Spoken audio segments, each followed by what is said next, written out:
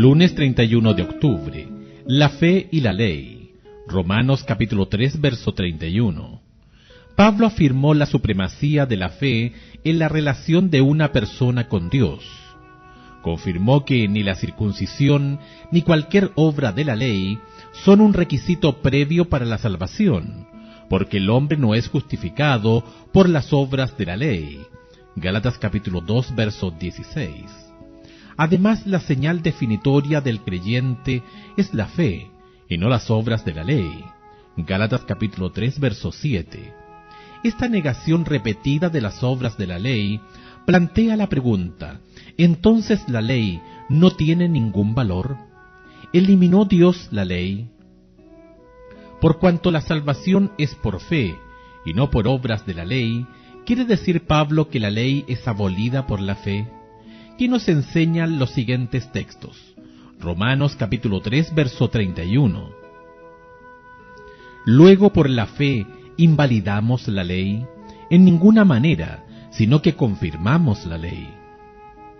Romanos capítulo 7, versículos 7 y 12. ¿Qué diremos pues? ¿La ley es pecado? En ninguna manera, pero yo no conocí el pecado sino por la ley, porque tampoco conociera la codicia, si la ley no dijera no codiciarás. Verso 12.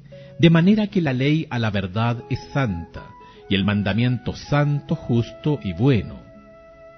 Romanos capítulo 8, versículo 3. Porque lo que era imposible para la ley, por cuanto era débil por la carne, Dios enviando a su Hijo en semejanza de carne de pecado, y a causa del pecado, condenó al pecado en la carne. Mateo capítulo 5, versículos 17 al 20. No penséis que he venido para abrogar la ley o a los profetas. No he venido para abrogar, sino para cumplir.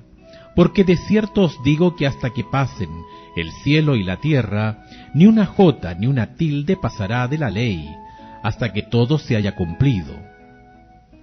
De manera que cualquiera que quebrante uno de estos mandamientos muy pequeños, y así enseña a los hombres, muy pequeño será llamado en el reino de los cielos, mas cualquiera que los haga y los enseñe, éste será llamado grande en el reino de los cielos.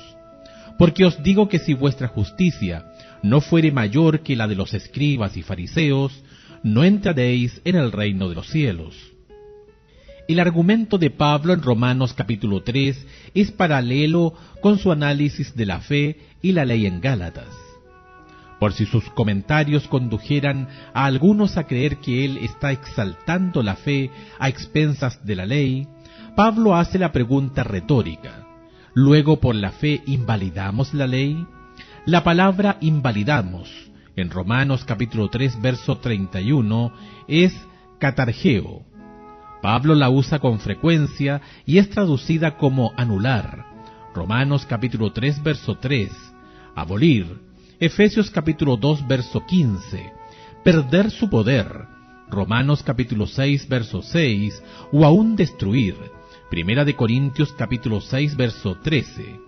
Si Pablo hubiese querido apoyar la idea de que la ley fue eliminada en la cruz, como algunos dicen hoy que él enseñó, este era el momento de hacerlo. Pero Pablo no solo niega esa idea con un no enfático, más aún afirma que su evangelio confirma la ley. El plan de la justificación por la fe revela cómo respetó Dios su ley cuando fijó y proveyó el sacrificio expiatorio. Si la justificación por la fe invalidase la ley, entonces no habría habido necesidad de la muerte expiatoria de Cristo para liberar al pecador de sus pecados y restablecer su paz con Dios.